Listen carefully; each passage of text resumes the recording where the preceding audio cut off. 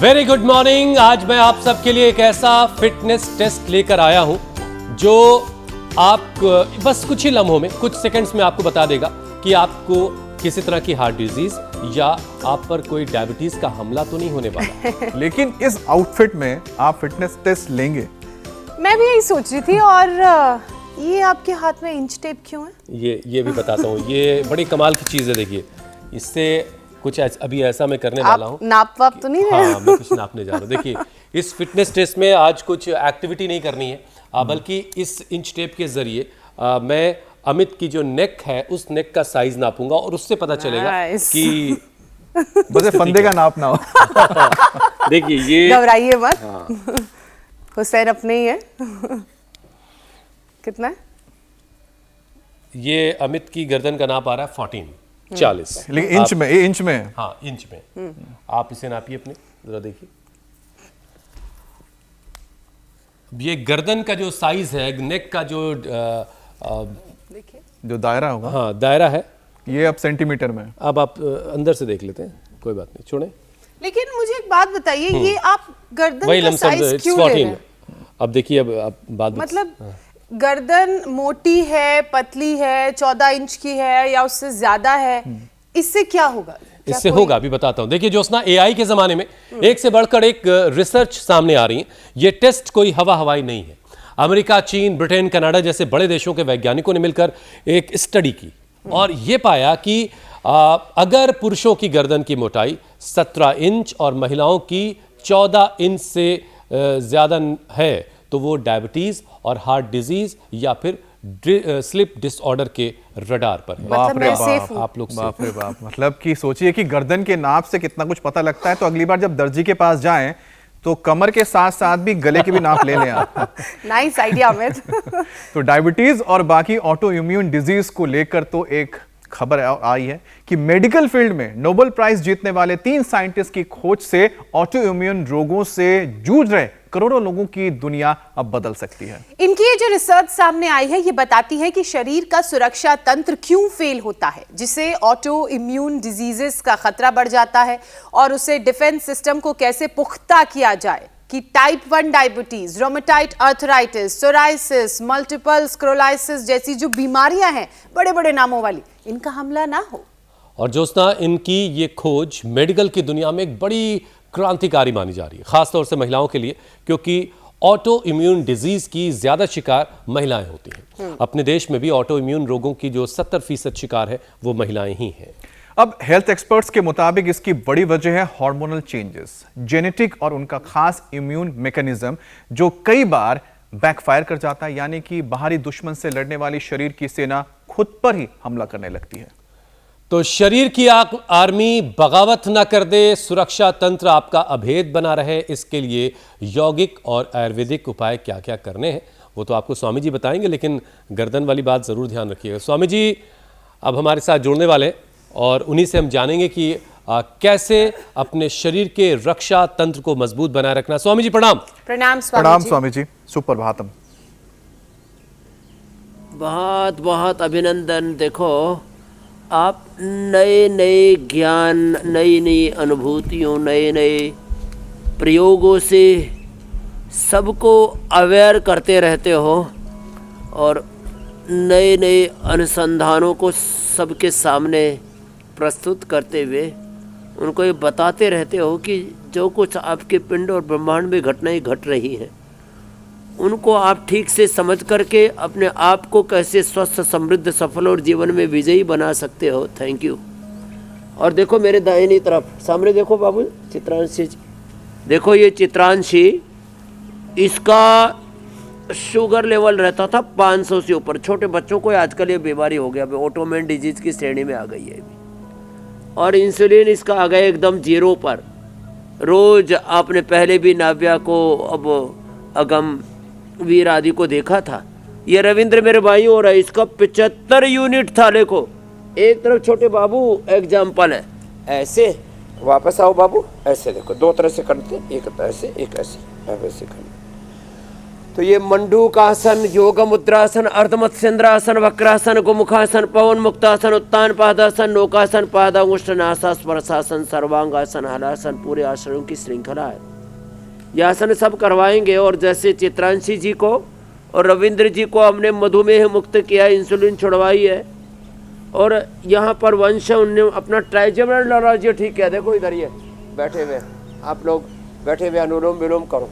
चित्रांश ने अपना, जैसे मैंने कहा, ट्राइजेमिनल नॉलेजिया, अल्पेश ने अपना ऑस्टियो आर्थराइटिस, और सुशीला ने तो शटिका, और कल्पना ने तो ज़बरदस्त अपनी गांठ, चाहे ब्रेस्ट में हो, यूट्रस में हो, ओवरी में हो, किडनी में हो, लीवर में हो, पॉलीसिस्टिक किडनीज हो, सब गांठें प्राणायाम और सिस्टोग्रिड से 100% ठीक की जा सकती हैं।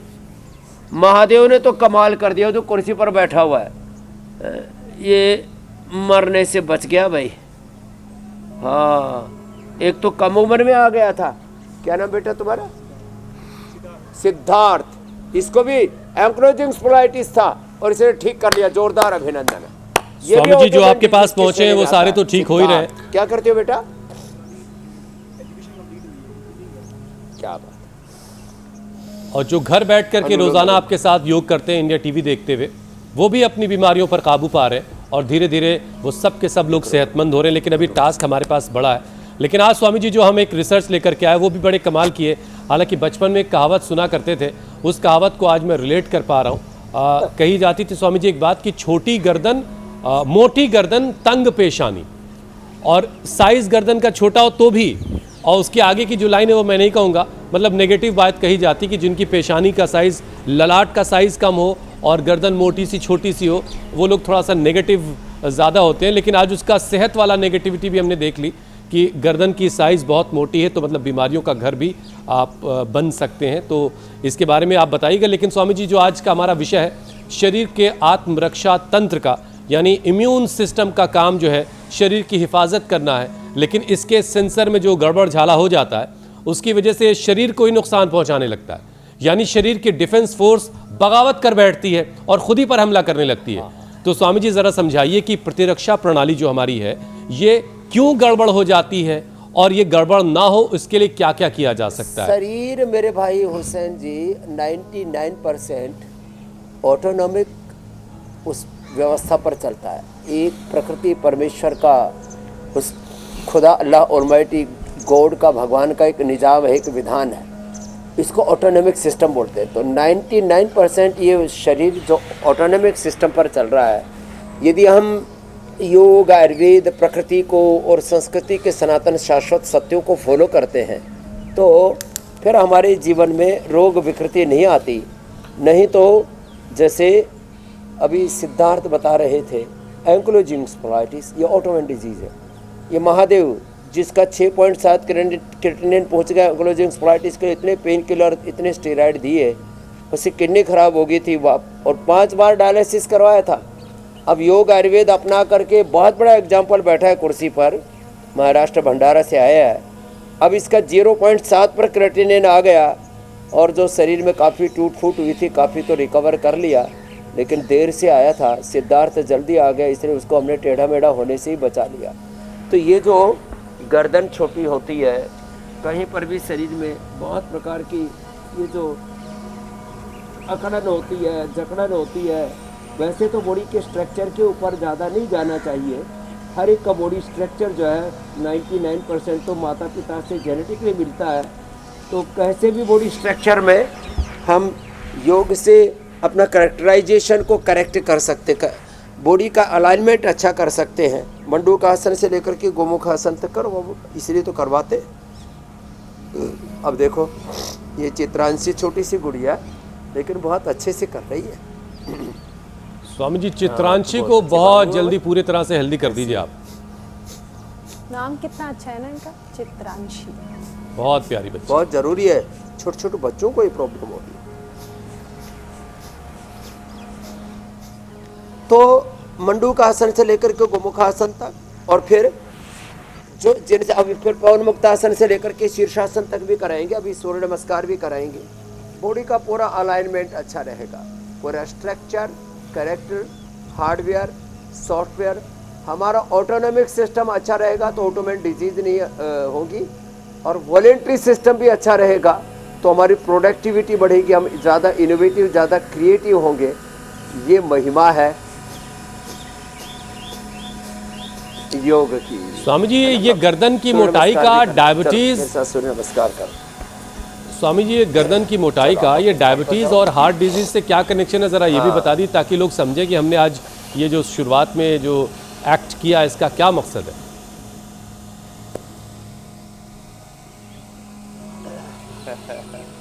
तो देखो, ये एक तो होता है नैसर्गिक रूप से किसी के बॉडी का स्ट्रक्चर, एक होता है जब गर्दन मोटी होने लगती है, जब शरीर में अकड़ बढ़ने लगती है, इसका मतलब आपका ऑटोनॉमिक सिस्टम ठीक से काम नहीं कर रहा है। आप समझ उठा हुआ। तो जब आप ये सब योगाभ्यास करेंगे तो आपका पूरा ऑटोनॉमिक सिस्टम अच्छा हो जाएगा।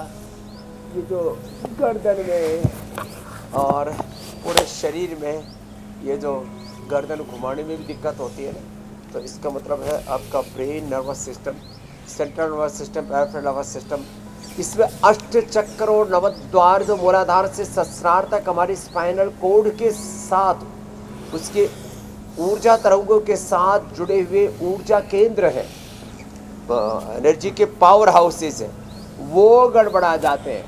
इसलिए खाली गर्दन ही नहीं, नीचे टेल बोन से लेकर के और यहाँ हेड तक, सिर तक, सहस्रार तक, ब्रह्मरंध्र तक, पूरी स्पाइन का अलाइनमेंट अच्छा होना ज़रूरी है। उसके लिए एक तो सूर्य नमस्कार, दूसरा ताड़ासन, और दो अभ्यास और बताता हूँ। उल्टे लेट करके, चलो भाई उल्टे लेट जाओ बाबू, हाँ ऐसे लेटो, इधर इधर इधर इधर, ऐसे, हाँ ऐसे। ये दो अभ्यास जरूर कर ले, ऐसे ऐसे, पैर पास में रखो बाबू, ऐसे। तो भाई चित्रांशी ने तो अपना पूरा अलाइनमेंट अच्छा कर लिया है, अब आप नॉन डायबिटिक हो गए है ना। फिर ऐसे रोज योग करते रहना, ऐसे एक, ये दूसरा ऐसे हाथ रखो, ऐसे ऐसे, ये जबरदस्त है। तो मूलाधार से सहस्रार तक अष्ट चक्र शोधन, अष्ट चक्र वेधन करके अब सबकी कुंडलिनी जागृत कर देनी है मेरे भाई जी। तो न गर्दन टेढ़ी मेढ़ी होगी, न गर्दन छोटी रहेगी, न मोटी रहेगी, न खोटी रहेगी। तो इसलिए एक तो ये भुजंगासन हम 100 बार करने के लिए बोलते हैं, धीरे धीरे करें तो करीब 2 से 3 मिनट में, बहुत धीरे करें तो 5 मिनट में 100 बार हो जाता है, और 100 साल तक फिर कोई प्रॉब्लम नहीं होगी। एक तो ये है और एक है ये। अब ऐसे करो बाबूजी, देखो ये ऐसे, हाँ आप भी पैर मोड़ो, देखो मेरे तरफ, ऐसे पैर मोड़ लो, हाँ फिर करो एक तरफ पैर। अच्छा स्वामी जी, ऐसे, हाँ ये, हाँ स्वामी जी जब इम्यून सिस्टम बगावत कर देता है तो लोग ऑटो इम्यून डिजीज का शिकार होने लगते हैं। Type 1 diabetes, rheumatoid arthritis, multiple sclerosis, psoriasis. तो स्वामी जी एक एक करके आज ज़रा इन सारी ऑटो इम्यून डिजीज़ के बारे में बात कर लेते हैं, और लोगों को चूँकि बचाना है तो सबसे पहले बारी आती है टाइप 1 डायबिटीज़ की। ये Swami ji type 1 diabetes type 2 diabetes में से कैसे अलग है, क्या फ़र्क है दोनों में, और ये क्यों हो जाती है? इस बीमारी में मरीज़ को क्या उपाय करना चाहिए ताकि वो खुद को इससे बचा कर रखे? टाइप 1 टाइप 2 में क्या फर्क है? टाइप 1 डायबिटीज में कहते हैं पेनक्रियाज इंसुलिन बनाना ही बंद कर देता है। वैसे ही इस मान्यता को हमने झूठा साबित कर दिया है, क्योंकि टाइप 1 डायबिटीज के पेशेंट्स को भी हमने अच्छा कर दिया, उनका इंसुलिन छुड़ा दिया है, वो नॉन डायबिटिक हो गए, और उनका HbA1c हम 5 से नीचे ले आए, और उनकी इंसुलिन डिपेंडेंसी आज भी जैसे आपने देखा 25, 50, 75 तक इंसुलिन लेते हुए छुड़वाए हैं ये चित्रांशी, और अभी जो है हमारे साथ यहाँ पर योग कर रहे थे, क्या नाम है, रविंद्र जी, उसके प्रमाण है।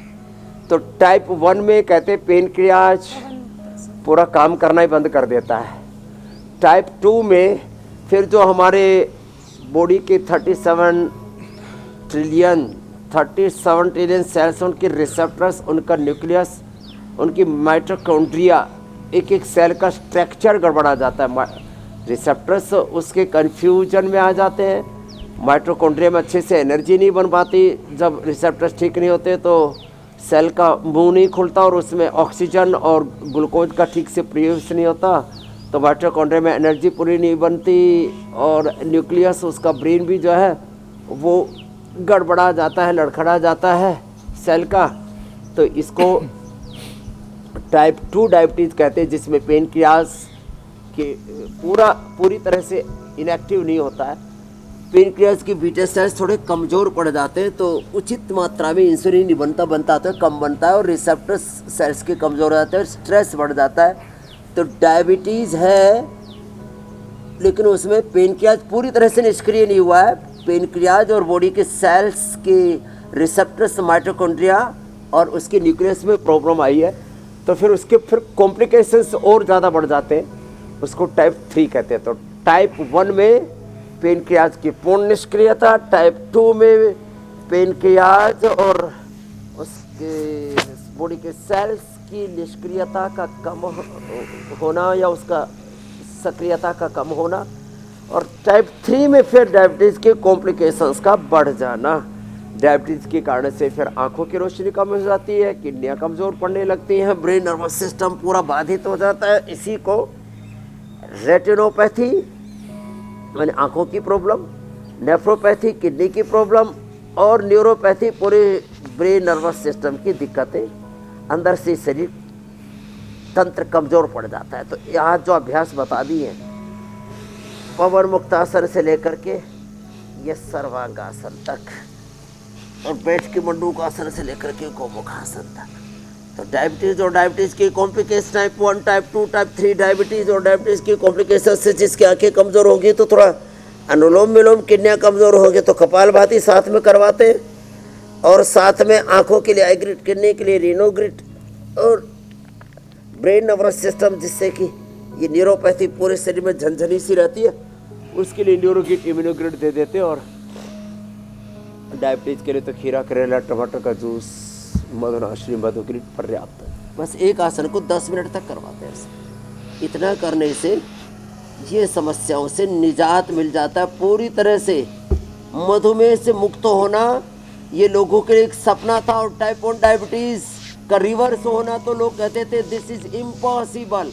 लेकिन देखो, विज्ञान नाम इसका नहीं है, फिर से बैठो बाबू, विज्ञान नाम इसका नहीं है कि ये नहीं होता, नहीं, अभी तक जो हमने किया उसमें ये नहीं था, लेकिन ये होता है। ऐसे सामने देखो। अच्छा स्वामी जी, देखिए मेडिकल फील्ड तो में अब ये होगा कि अब जी मेरे भाई, स्वामी जी मेडिकल फील्ड में नोबेल प्राइज विनर 3 वैज्ञानिकों ने ऑटो इम्यून डिजीज को लेकर कुछ खोज की, और उनके मुताबिक हमारे शरीर पर वायरस, बैक्टीरिया से सुरक्षा प्रणाली की जो फोर्स हमारे शरीर में लड़ती है इनके खिलाफ, उस फोर्स को टी सेल कहा जाता है। अब उनमें भी कुछ लड़ते हैं जिन्हें स्पेशल फोर्सेस कह सकते हैं, यानी जो फ्रंट पे है वो लड़ाई लड़ रहे हैं और बैकअप वाले कुछ अलग तरह के काम भी कर रहे होंगे। तो स्वामी जी जो उनका सपोर्ट सिस्टम में बने रहते हैं, जो बैक एंड से उनको सपोर्ट कर रहे हैं, लेकिन कई बार ये कंफ्यूज होकर के शरीर पर ही हमला कर देते हैं। तो स्वामी जी इस टी सेल को, यानी जो फ्रंट पर लड़ाई लड़ रहा है बैक्टीरिया और वायरस से, इसको हेल्दी रखने का क्या उपाय है? कुछ और अलग से करना है या वही जो अभ्यास हम रोजाना करते वही काफी है? देखो, इसमें एक तो आंवला, एलोवेरा, गिलोय, गोधन अर्क जो रोज हम बताते हैं, आंवला, एलोवेरा, गिलोय, गोधन अर्क और हनी, ये सुबह सुबह 1-1 चम्मच पी लें। और टॉयलेट इससे फिर पेट भी बढ़िया साफ हो जाता है। टॉयलेट जाने के बाद जो है वर्जिन कोकोनट ऑयल या गाय का घी पी लें। फिर उसके बाद एक चुटकी से नमक और थोड़ा गर्म पानी पी लिया। इससे पूरी बॉडी की एनर्जी अलाइन रहती है और फ्रंट लाइन से लेकर के बैक एंड तक। देखो इस शरीर का तो इतना ज़बरदस्त तंत्र है, पूरी फिजियोलॉजी एनाटॉमी। जब इसको समझते हैं तब जो रोज़ में एक वाक्य यहाँ से बोलता हूँ, पिंड में सारा ब्रह्मांड अंतर्निहित सन्निहित प्रतिष्ठित है और आत्मा स्वयं ब्रह्म रूप है। पिंड में ब्रह्मांड है और आत्मा ब्रह्म रूप है, आत्म रूप है, शिव रूप है। आत्मा हम शिवो हम रामो हम कृष्णो हम हनुमत हम। और आत्मा शुद्ध और स्वस्थ है। इसलिए ये भी मैं कहता हूँ, रोग हमारा धर्म नहीं, योग हमारा स्वधर्म है। रोग हमारी प्रकृति नहीं, योग हमारी प्रकृति संस्कृति है। यही जीवन का सनातन शाश्वत सत्य है। गिलोय पिए, आंवला, एलोवेरा, गिलोय, गोधन, अर्क, हनी, इनमें से एक भी पी लिया सुबह सुबह तो भी जीवनीय ऊर्जा हमारी सही दिशा में चैनलाइज रहेगी।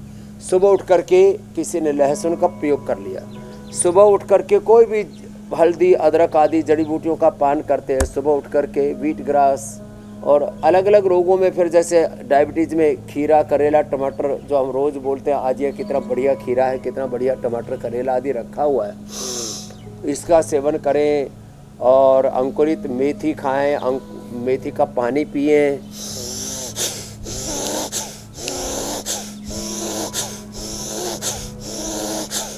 रोज प्राणायाम करें, इससे पूरी बॉडी की एनर्जी चैनलाइज रहती है।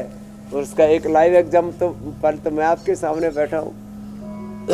25 लाख किलोमीटर से ज़्यादा पूरे देश दुनिया में घूमा हूँ, करोड़ों लोगों से मिला हूँ। कितने प्रकार के बैक्टीरिया, वायरस, फंगस, पैथोजन्स, उन सब को मैंने फेस किया है। और ज़िंदगी में तो हर समय संघर्ष चुनौतियों के बीच में रहते हैं, लेकिन हमारे ऊपर कोई बैक्टीरिया, वायरस, फंगस हावी नहीं होता। अरे आदमी की तो बात छोड़ो, चींटी के ऊपर भी किसी बैक्टीरिया, वायरस, फंगस का इफेक्ट नहीं होता। कोरोना भी हुआ तो चींटी से लेकर के हाथी तक किसी जीव को नहीं हुआ। क्यों? वो निसर्ग के साथ जीते हैं। तो हमें back to basic, back to nature, back to Vedas, back to Ayurveda, अपने मूल प्रकृति, मूल स्वरूप की ओर लौटना पड़ेगा। और उसमें भस्त्रिका, कपालभाति, अनुलोम विलोम, आप जो और दूसरे बता रहे थे ना ऑटोइम्यून डिजीज, जैसे सोराइसिस, अब गोधन, अर्क, कायाकल्पट्टी और नीम घटी उसके साथ ले लो, उस खाने के बाद सोरोग्रिड, सोराइसिस ठीक, कायाकल्पवात पिला दो, लौकी की सब्जी खिला देते, सोराइसिस ठीक हो जाता है। ये भी ऑटोइम्यून डिजीज के अंदर आता है।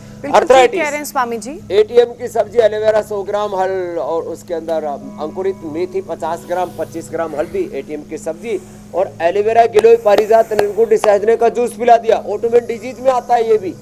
एंक्लोजिंग स्पोलाइटिस है, rheumatoid arthritis, RAP, CRP, NA, एवियन, एचएलवी 27, ये तो सिद्धार्थ उसका एग्जांपल यहाँ पर बैठा हुआ है। और बाकी सारी बीमारियों के लाइव एग्जांपल्स है मेरे पास।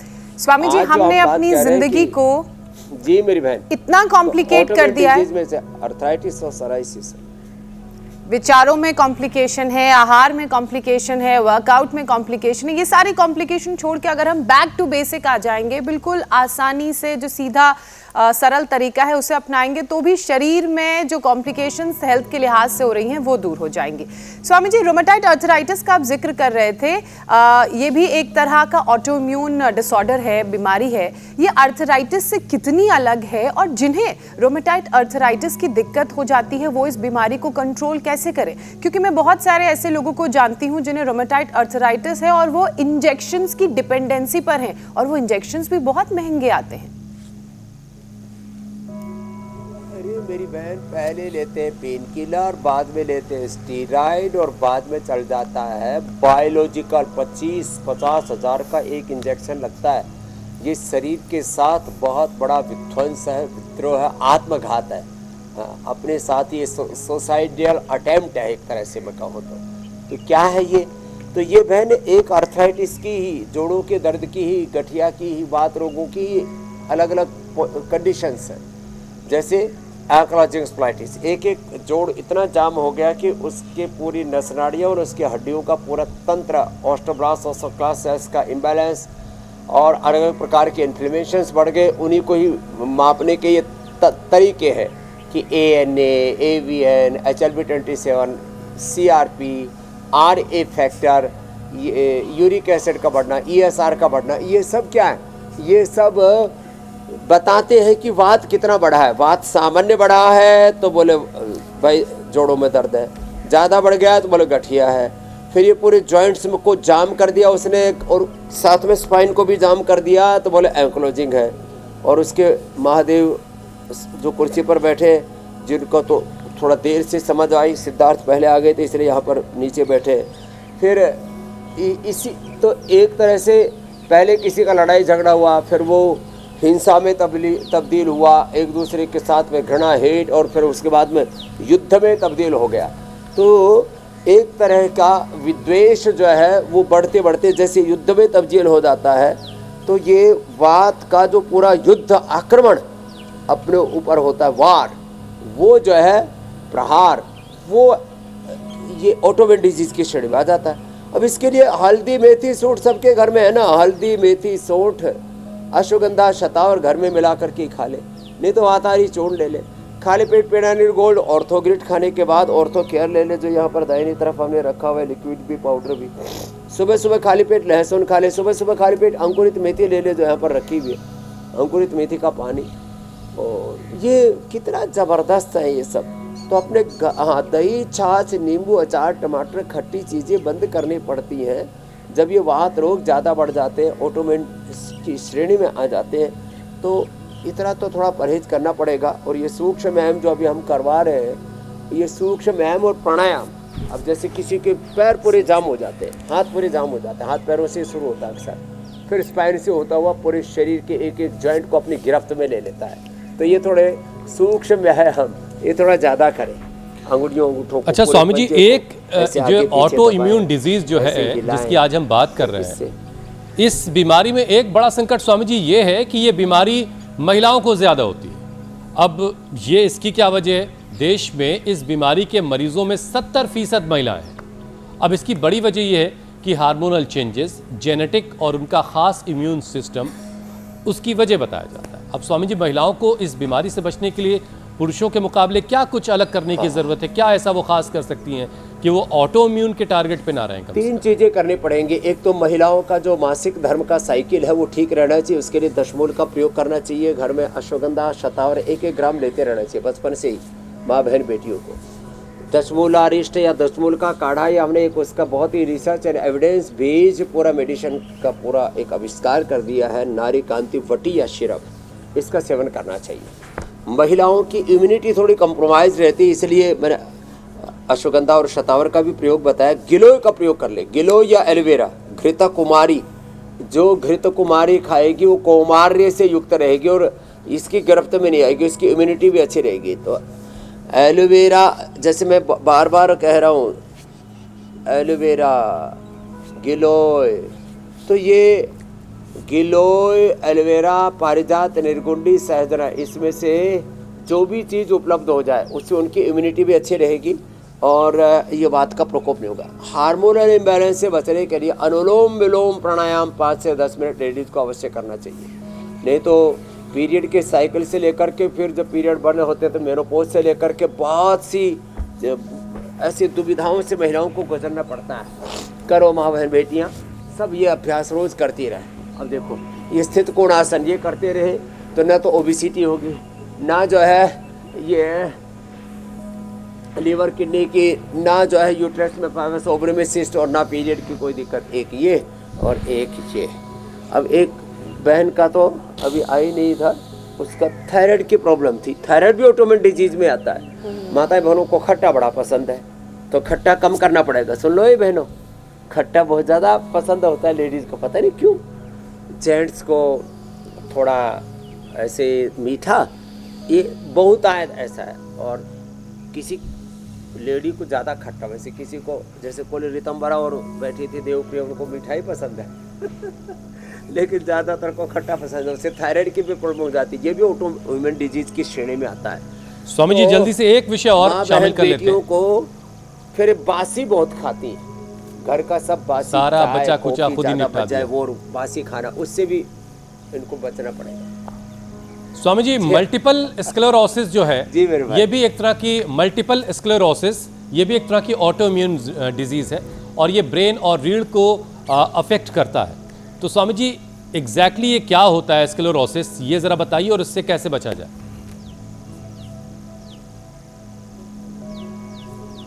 ये एमएस क्या होता है, ये ब्रेन नर्वस सिस्टम जो है ठीक से काम नहीं कर रहा, उसका जो नैसर्गिक प्रवाह बाधित हो गया। एमएस, एमएनडी और स्क्लेरोसिस ये भी ऑटोइम्यून डिजीज की श्रेणी में आ गया है। उसमें फिर रीढ़ की हड्डी पूरी टेढ़ी मेढ़ी हो जाती है, ऐसे तिरछी हो जाती है। तो इन सब के लिए एलोवेरा, गिलोय, पारिजात, निर्गुंडी, सहजने का जूस, खाली पेट तो पेराइन गोल्ड खाने के बाद ऑर्थोग्रिड, थोड़ा तुरंत दशांक गूगल, हड्डियाँ अंदर से थोड़ी भुरभुरी हो गई है साथ में तो लाक्षादि गूगल, सामान्य रूप से योगराज गूगल, और ज़्यादा पुराना है क्रोनिक है तो महायोगराज गूगल, और साथ में वाटर रिटेंशन भी, शरीर में इन्फ्लेमेशन है तो चंद्र प्रभाव टी, गोक्षर आदि गूगल खाने के बाद। तो थोड़ा थोड़ा बीमारी के तासीर के अकॉर्डिंग थोड़ा चेंज करना पड़ेगा। ये ENA, एवियन, HLB27 और ये MS, और अब तो MND, मोटर न्यूरॉन डिजीज़ भी इसी के साथ जुड़ गई है। तो यही उपचार जो बताया इसको करें। ATM की सब्जी और गेहूं चावल आदि बंद कर दें। बाजरा और रागी, जो यहाँ पर रागी रखिए ना, बाजरा, रागी, मड़वा, बस इसी का सेवन करें। तो ये सूक्ष्म व्यायाम, और जब मैंने बताया था उल्टा लेट करके, चलो उल्टे लेट जाओ सब। मकरासन, भुजंगासन, सर्वासन, मरकटासन ज़्यादा करना चाहिए उनको। इतना कर लेंगे तो इस उपद्रव से बच जाएंगे। और स्वामी जी चलते चलते हमने बचाया है। ये इम्यून सेंसर्स को दुरुस्त करने वाले भी कुछ प्राणायाम बता दीजिए, एक सेशन हो जाए, ताकि हमारे जो सेंसर्स हैं इम्यून सिस्टम को जगाने वाले, तंदुरुस्त रखने वाले जाग जाए। हवा अंधे, हवा अंधे, वेंटिलेशन होती रहे, बहुत जरूरी है। और गर्दन की नाप ना लेनी पड़े। चलो भुजंगासन और मरकटासन तो कर ही लेना है, और फिर जो है ये कम से कम रोज 3 से 5 minute deep breathing bhastrika, vajrasana, siddhasana, sukhasana या पद्मासन या कुर्सी पर बैठ के 5 से 10 मिनट कपालभाति, 5 से 10 मिनट अनुलोम विलोम, और 5-5 बार भ्रामरी उद्गीत। और जिनका शरीर थोड़ा स्वस्थ है, हल्का फुल्का है, तो बाह्य प्राणायाम, सांस को बाहर छोड़ के त्रिबंध के साथ ये